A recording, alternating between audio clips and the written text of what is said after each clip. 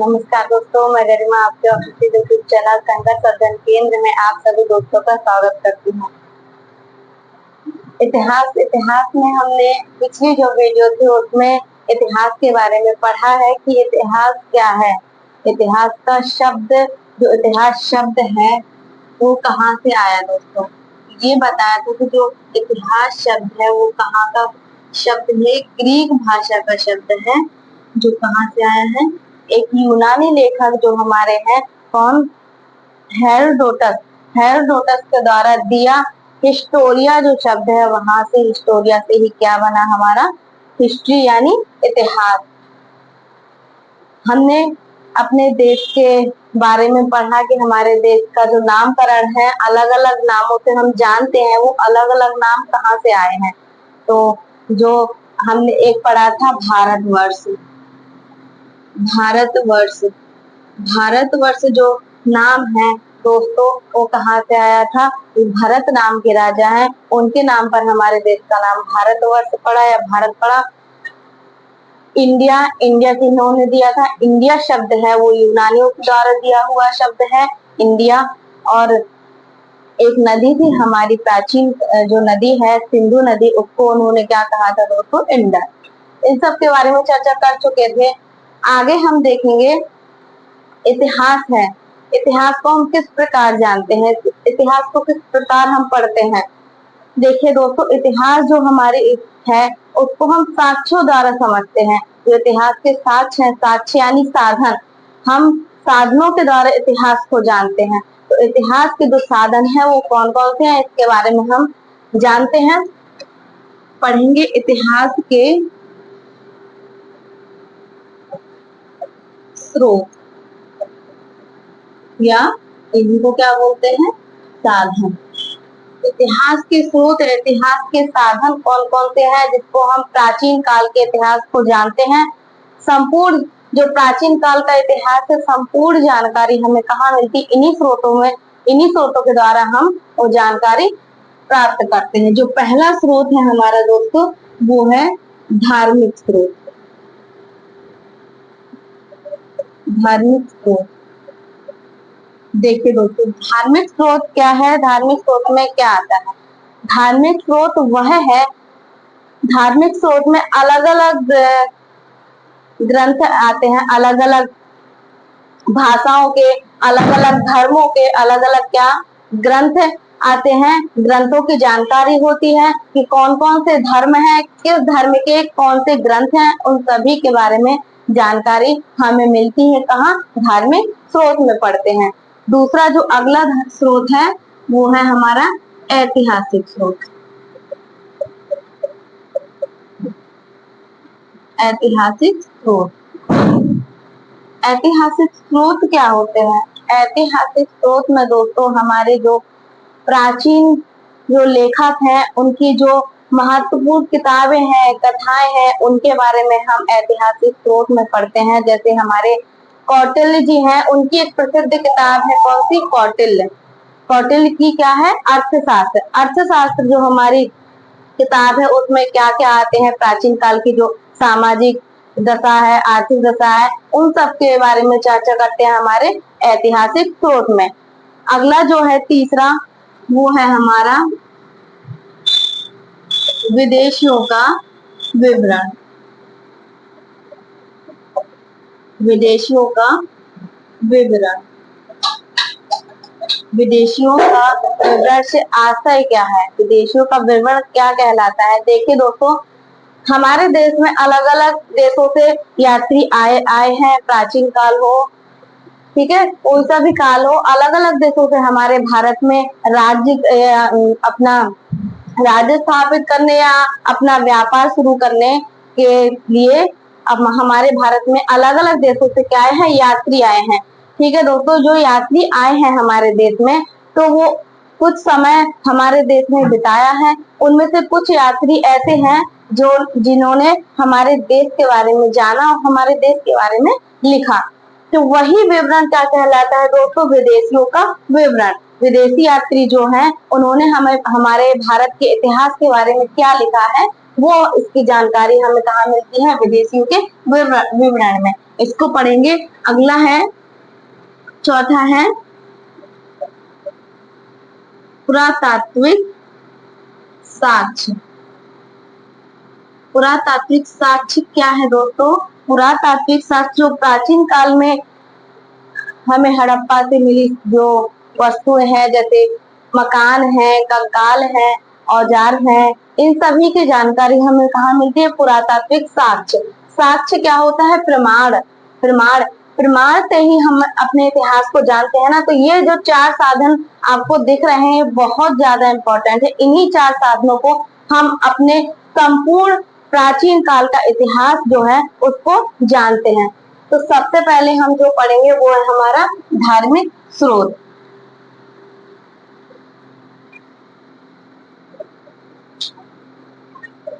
धार्मिक स्रोत। धार्मिक स्रोत में क्या क्या आता है? धार्मिक स्रोत में हमारे वेद आते हैं, हमारे वेदांग आते हैं, पुराण आते हैं और ब्राह्मण ग्रंथ,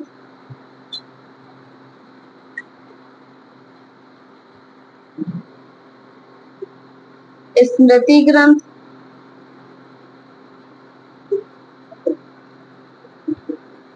बौद्ध साहित्य और जैन साहित्य। ये सब हमारे धार्मिक स्रोत में आते हैं। वेद क्या होता है, वेदांत क्या होता है, पुराण क्या होता है, ब्राह्मण ग्रंथ क्या होते हैं, स्मृति ग्रंथ क्या है, बौद्ध साहित्य क्या है, जैन साहित्य क्या है। तो ये सभी चर्चा हम करेंगे किसमें? धार्मिक स्रोत में।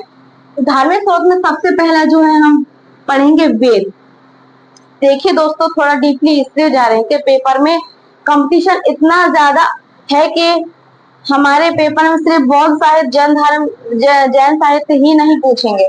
ठीक है, वेद से भी प्रश्न आ सकता है, वेदांत से भी प्रश्न आ सकता है।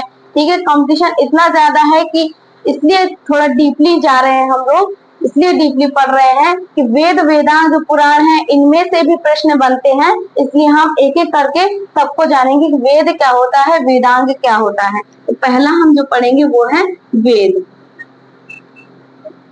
ठीक है दोस्तों, वेद। तो वेद क्या होता है? वेद, इनकी संख्या कितनी होती है? ठीक है, संख्या ये इंपॉर्टेंट है दोस्तों। इनकी संख्या कितनी होती है? कितनी संख्या होती है? 4। हमारे जो संस्कृत में, हमारे भारत में जो वेदों की संख्या है वो कितनी है? 4। कौन कौन सी? पहला है ऋग्वेद, दूसरा है सामवेद, तीसरा है यजुर्वेद, और चौथा हमारा है अथर्ववेद। अथर्ववेद। तो वेदों की संख्या कितनी है? 4। ठीक है, अब बात आती है जो वेद के रचयिता है वो कौन है? वेदों को किसने लिखा, किसने रचा? ठीक है, तो वेदों के जो रचयिता हैं उनका नाम है महर्षि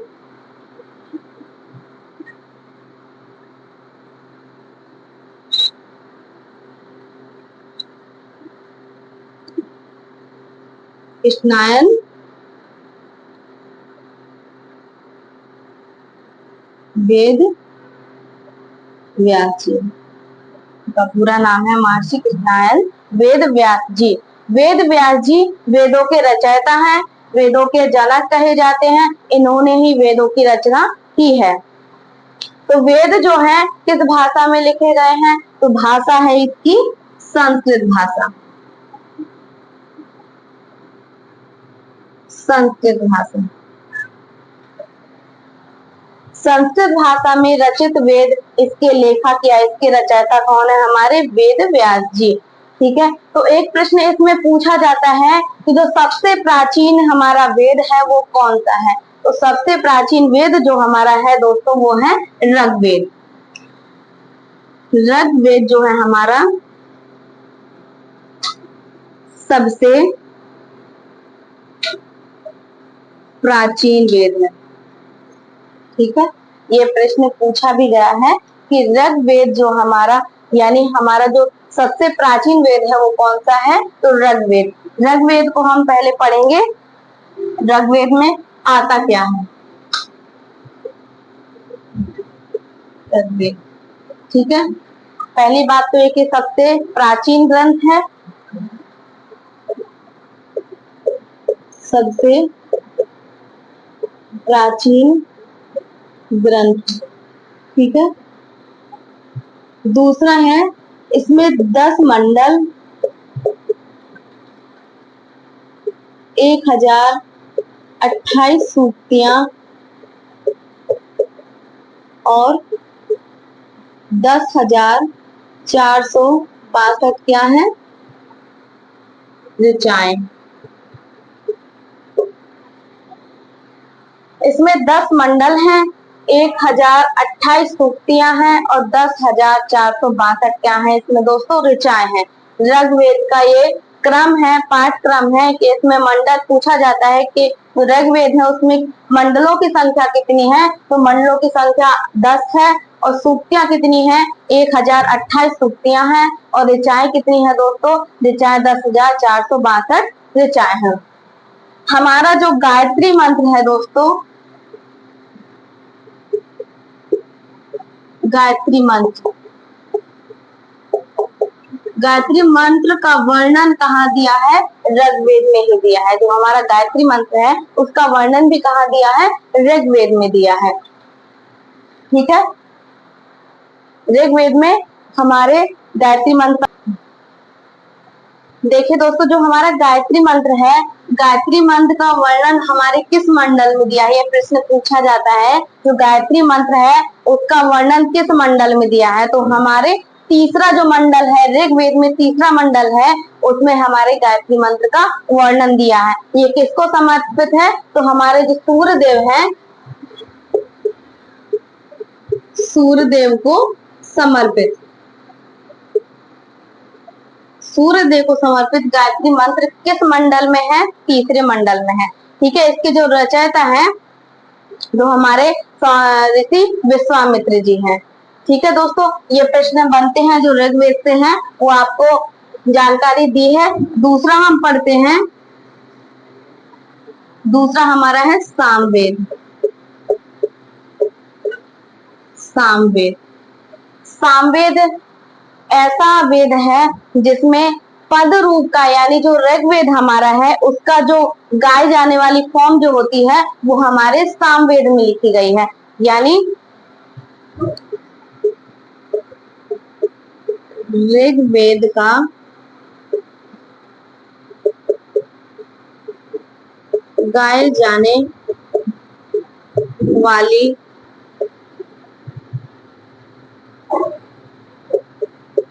ऋचाओं का संकलन किसमें मिलता है, सामवेद में। जो ऋग्वेद का जो गाए जाने वाला फॉर्म जो है हमारा सामवेद में है। इसको, इस वेद को भारत का संगीत का जनक भी कहा जाता है। जो भारत में संगीत का जनक कहा जाता है वो हमारे सामवेद को कहा जाता है। सर्वप्रथम जहाँ गायक जो पद आया है वो सामवेद, इसी वेद से आया है। तो सर्वप्रथम भारत का जो संगीत का जनक है इसको सामवेद को कहा जाता है। यानी जो गाए जाने वाली फॉर्म होती है इसमें ऋचाएं किस प्रकार है, पद रूप में है। ये हमारा हो गया सामवेद। अगला हमारा है यजुर्वेद। यजुर्वेद में क्या आता है, हमारे जो कर्म कांड आते हैं, यज्ञ आते हैं, ये सब का वर्णन हमारे यजुर्वेद में आता है। यज्ञ है,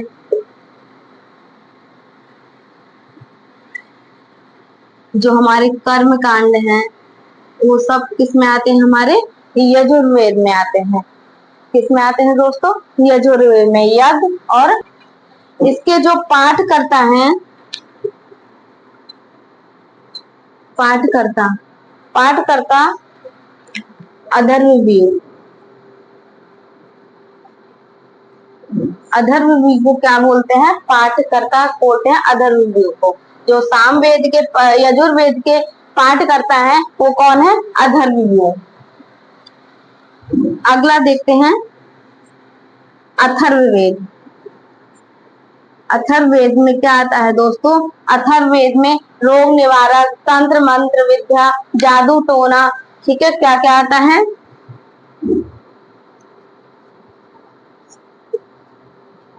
रोग निवारण, तंत्र मंत्र, जादू टोना,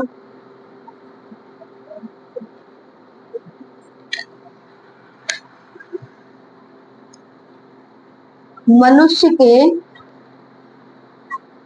विश्वास और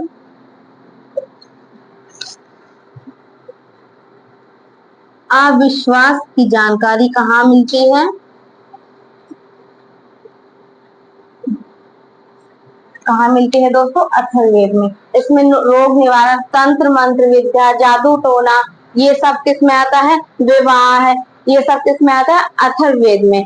इसको सबसे जो लास्ट में रचित ग्रंथ है या रचित वेद है, किसको माना जाता है? अथर्ववेद को। सबसे जो आखिर में बना हुआ वेद है कौन सा है? अथर्ववेद है। सबसे प्राचीन ग्रंथ कौन सा है हमारा? ऋग्वेद है। ऋग्वेद में क्या आता है? ऋग्वेद में हमारे 10 मंडल हैं, 1028 सूक्तियां हैं, 10,462 क्या है? ऋचाएं हैं। जो हमारा गायत्री मंत्र है उसका वर्णन किसमें दिया है? ऋग्वेद में। गायत्री मंत्र किसको समर्पित है? सूर्य भगवान को। इसको जो गायत्री मंत्र है इसके रचयिता कौन है? ऋषि विश्वामित्र जी। इसकी जो रचयिता है गायत्री मंत्र के वो कौन है? ऋषि विश्वामित्र जी। सामवेद में ये जो ऋग्वेद है इसका जो गाए जाने वाला फॉर्म है उसको क्या बोलते हैं? सामवेद। यही भारत का संगीत का जनक कहलाता है। सर्वप्रथम संगीत कहाँ से आया? तो सामवेद से। यजुर्वेद में हमारे कर्म कांड आते हैं। इसके पाठकर्ता कौन है? अथर्ववेद। अथर्ववेद में रोग निवारण, तंत्र मंत्र, जादू टोना, ये सारी विद्याएं कहाँ आती हैं? हमारे अथर्ववेद में। अगला हम देखते हैं वेदांग। वेदांग, वेदांग के बारे में पढ़ेंगे। वेदांग क्या होता है?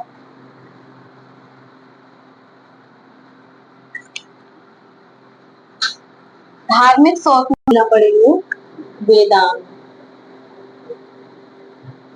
वेदांग तो सबसे पहले यही प्रश्न आता है कि वेदांगों की संख्या कितनी होती है? वेदांग है क्या? वेदांगों की संख्या जो है वो है 6। वेदांगों की संख्या 6 है। दूसरा प्रश्न ये आता है कि वेदांग की जो वेदांग है उसका अर्थ क्या है? वेदांग है क्या? तो पढ़ेंगे हम वेदांग क्या है। वेदांग देखिए, वेदांग जो है जो वेद है हमारे, वेदों का सरल रूप ही क्या है? वेदांग। देखिए दोस्तों, वेद जो हमारे हैं उसकी भाषा कठिन होने के कारण, उसकी भाषा कठिन है इसलिए आसानी से कोई महापुरुष या कोई भी पुरुष आसानी से समझ में नहीं आता था या नहीं पढ़ पाते थे। तो उनका जो सरली रूप है, सरलीकरण है, उसको लिखा, उसको क्या कहा? वेदांग। यानी वेदों को समझने के लिए जो सरल रूप है उसको क्या कहते हैं? वेदांग। वेदों का ही एक रूप है। जो वेदांग है उनकी संख्या 6 है। कौन कौन सी? पहला जो है वो है शिक्षा।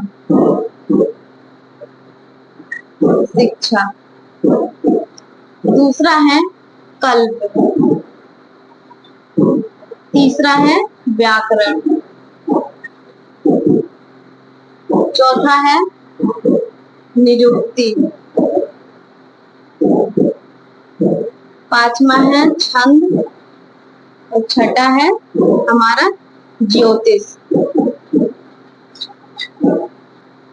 ये हमारे वेदांग हैं, शिक्षा, कल्प, व्याकरण, निरुक्ति, छंद और ज्योतिष।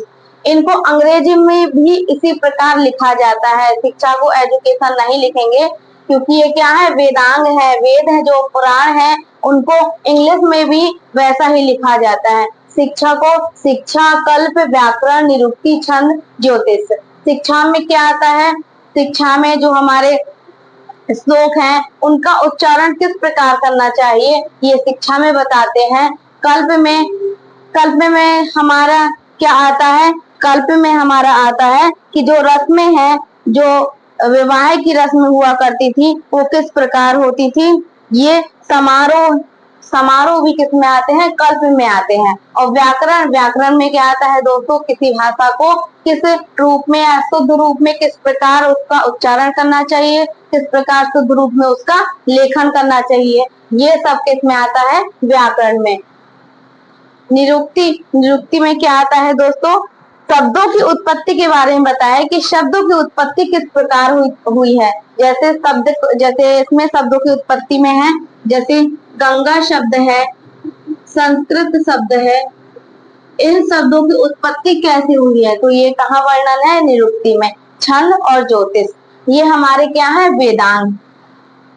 अगला है हमारा तीसरा, हमारा जो है वो है पुराण। पुराण क्या कहलाता है, पुराण होता क्या है, पुराणों की संख्या कितनी है, तो पुराणों की संख्या कितनी है दोस्तों, 18। पुराणों की जो संख्या है 18 है। पुराण कहते किसको है, पुराण होता क्या है, तो पुराण वह है ऐसे ग्रंथ जिनमें भारतीय ऐतिहासिक कथाओं का सबसे अच्छा क्रमबद्ध विवरण दिया होता है। ऐसे ग्रंथ हैं जिनमें भारतीय ऐतिहासिक कथाओं का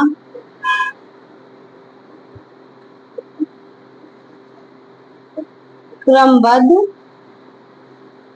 क्या होता है, विवरण। वही क्या है, हमारे पुराण। हमारे पुराण में जो हमारे भारतीय ऐतिहासिक कथाएं हैं उनका जो क्रमबद्ध रूप है वो कहाँ है, हमारे पुराणों में। इनकी संख्या कितनी है, 18। कुछ प्रमुख पुराण है दोस्तों, वो लिख लीजिए। प्रमुख पुराण 18 में से प्रमुख पुराण है वो कौन कौन से हैं। पहला है मत्स्य पुराण, मत्स्य पुराण। दूसरा है वायु पुराण,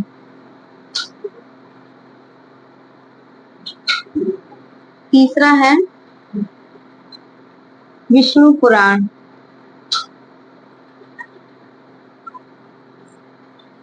चौथा है ब्राह्मण पुराण,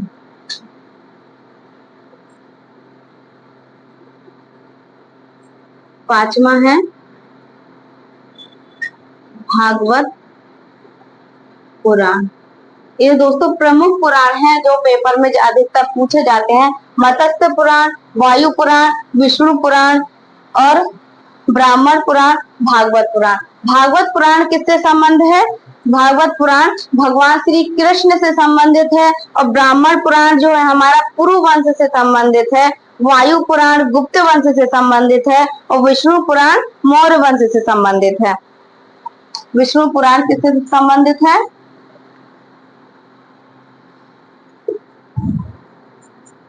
भागवत पुराण भगवान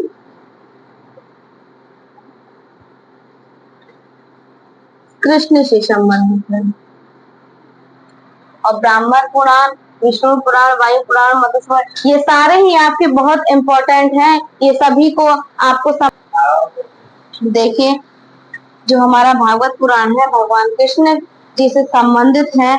जो हमारा ब्राह्मण पुराण है वो पुरु वंश से संबंध रखता है, इस वंश से, पुरु वंश से। विष्णु पुराण जो है, विष्णु पुराण जो है हमारा वो मौर्य वंश से संबंध रखता है। किस वंश से? मौर्य वंश से। और वायु पुराण गुप्त वंश से संबंध रखता है, गुप्त वंश से। और मत्स्य पुराण है हमारा, मत्स्य पुराण हमारा इक्ष्वाकु वंश से संबंध रखता है, इक्ष्वाकु वंश से संबंध रखता है मत्स्य पुराण। मत्स्य पुराण में विष्णु जो हमारे भगवान हैं उनके जन्म का वर्णन दिया है इक्ष्ववंश से मत्स्य पुराण संबंध रखता है। वायु पुराण गुप्त वंश से संबंध रखता है।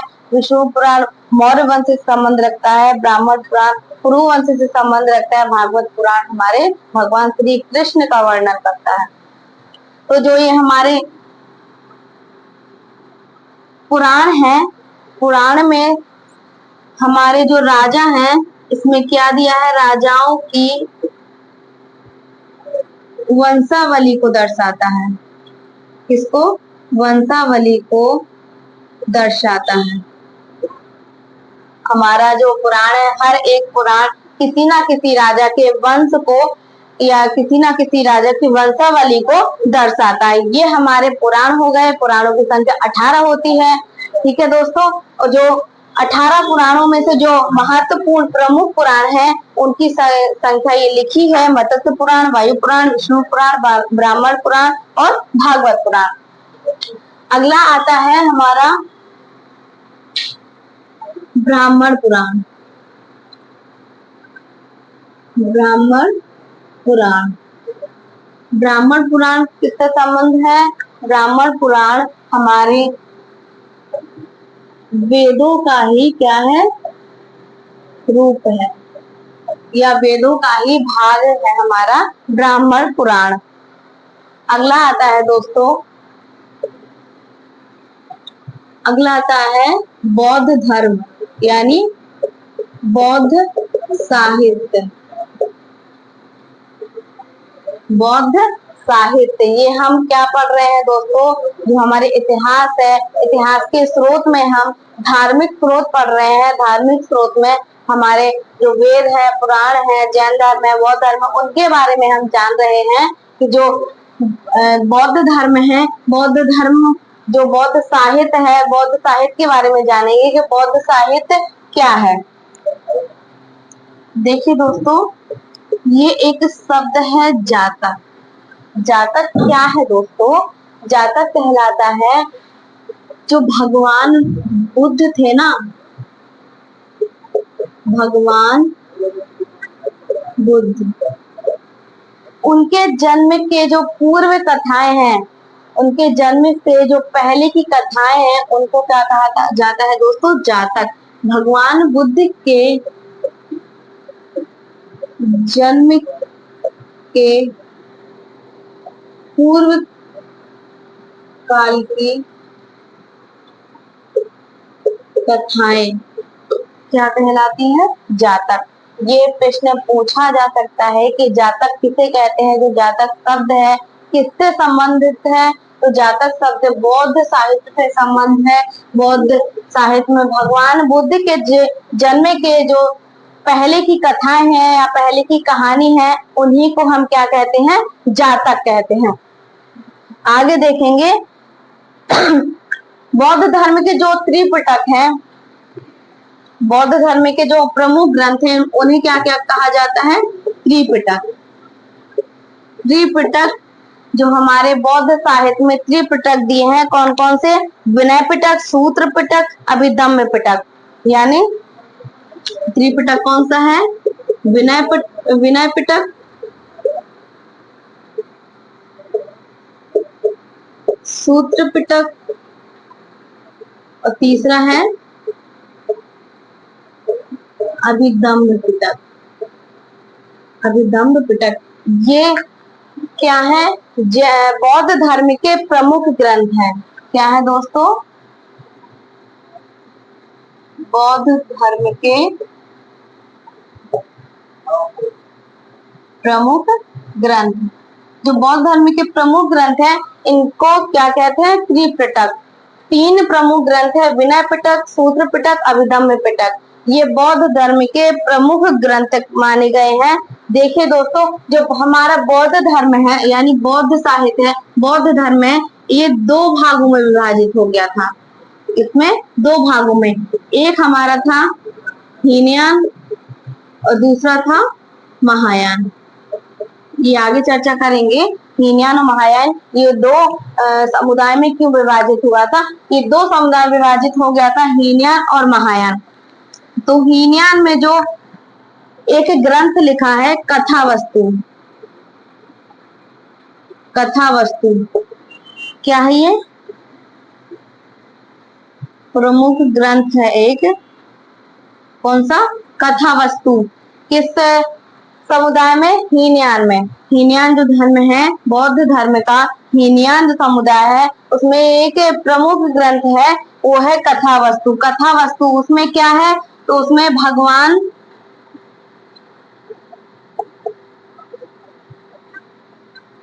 बुद्ध का क्या है, जीवन परिचय है। भगवान बुद्ध की संपूर्ण जानकारी किसमें है, कथावस्तु में। यानी भगवान बुद्ध की जो जीवनी है, भगवान बुद्ध के बारे में जो संपूर्ण जानकारी है वो किसमें है, कथावस्तु में। तो ये किस समुदाय का था, तो बौद्ध धर्म के हीन समुदाय में एक ग्रंथ है कथावस्तु, उसमें भगवान बुद्ध का जीवन परिचय दिया हुआ है। अगला पढ़ेंगे जैन धर्म यानी जैन साहित्य। जैन साहित्य, जैन साहित्य क्या है हमारा, जैन साहित्य को आगम भी कहा जाता है। क्या कहा जाता है दोस्तों, आगम। इन्हें 12 अंगों में विभाजित किया जाता है।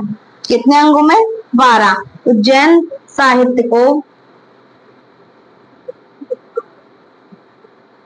जैन साहित्य को आगम भी कहा जाता है। क्या कहा जाता है दोस्तों, आगम भी कहा जाता है। दूसरा फैक्ट है इसमें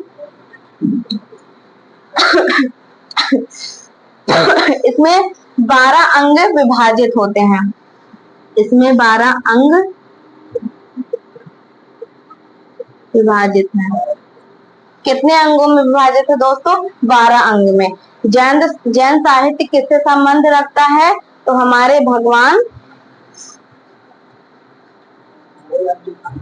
जैन साहित्य या जैन धर्म किससे संबंधित है, भगवान, जैन साहित्य जो हमारा संबंधित है वो हमारे भगवान, जैन साहित्य में किस भगवान का वर्णन दिया है, तो जैन साहित्य में भगवान महावीर का वर्णन दिया है। यानी जैन धर्म जो हमारा है वो किस भगवान से संबंध रखता है, तो भगवान महावीर। इसमें एक फैक्ट और आता है, जो हमारा जैन साहित्य है, जैन साहित्य में एक ग्रंथ है भगवती सूत्र। भगवती सूत्र इसमें क्या है, जो भगवान महावीर हैं, भगवान महावीर का जीवन परिचय, यानी इसको क्या बोल सकते हैं, जीवनी। भगवान महावीर का जो जीवन काल है, भगवान महावीर का जो जीवनी है, जीवन परिचय है, वो किस पुस्तक में दी है, तो कल्प सूत्र में, सॉरी भगवती सूत्र में। इसमें एक किताब और आती है कल्प सूत्र। कल्प सूत्र ये दोस्तों बहुत ज्यादा इंपॉर्टेंट है। कल्प सूत्र किताब पूछी जाती है। कल्प सूत्र जो पुस्तक है वो किस धर्म से संबंधित है, तो कल्प सूत्र जैन धर्म से संबंधित है। कल्प सूत्र में क्या आता है दोस्तों, जैन धर्म का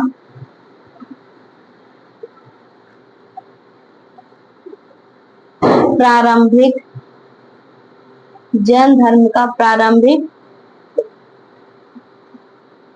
इतिहास। क्या आता है दोस्तों, तो जैन धर्म है। जैन धर्म का जो प्रारंभिक इतिहास है वो किस पुस्तक में आता है, कल्प सूत्र में। और जो भगवती सूत्र जो किताब है वो महत्वपूर्ण किताब है। क्या है दोस्तों, जो हमारे महावीर भगवान है उनकी जीवनी या उनके जीवन परिचय किस किताब में दिया है, तो भगवती सूत्र में। जो बौद्ध साहित्य है या बौद्ध जो भगवान है, बुद्ध भगवान का जीवन परिचय किस पुस्तक में दी है, तो कथा वस्तु। ये किस समुदाय की पुस्तक है, किस समुदाय लोगों ने लिखा इसको, हीनयान जो समुदाय के लोग हैं। वहां जो बौद्ध धर्म है वो दो भागों में विभाजित हो गया था, हीनयान और महायान। हीनयान का जो प्रमुख ग्रंथ है कथा वस्तु, उसमें बुद्ध भगवान का क्या है, जीवन परिचय है। तो ये आज की क्लास में हम लोगों ने पढ़ा जो धार्मिक स्रोत होते हैं इतिहास को जानने के लिए, वो सारे धार्मिक स्रोत हो चुके हैं। अगला स्रोत हम जो पढ़ेंगे वो है ऐतिहासिक स्रोत। ऐतिहासिक स्रोत में हम जानेंगे कि कौन कौन से लेखक आते हैं, किस लेखक की कौन सी पुस्तक है, जो प्राचीन काल से जो लेखक है वो पुस्तक है किस प्रकार संबंधित है, इन सभी के बारे में चर्चा करेंगे हम अगली क्लास में। ये कंटेंट आपको अच्छा लगा होगा, आई होप कि अच्छा लगा होगा। बहुत ज्यादा आपके पेपर में बहुत ज्यादा महत्वपूर्ण है ये। इसमें से क्वेश्चन बहुत ऐसे क्वेश्चन पूछे जा सकते हैं, जैसे कि पुराण है, पुराणों की संख्या क्या है, प्रमुख पुराण है, मत्स्य पुराण किससे संबंधित है, वायु पुराण किससे संबंधित है। ऐसे फैक्ट जो हैं ये आपको इस क्लास में मिले हैं। आई होप कि आपको ये क्लास अच्छी लगी होगी। आगे हम मिलते हैं ऐतिहासिक स्रोत में। Thank you.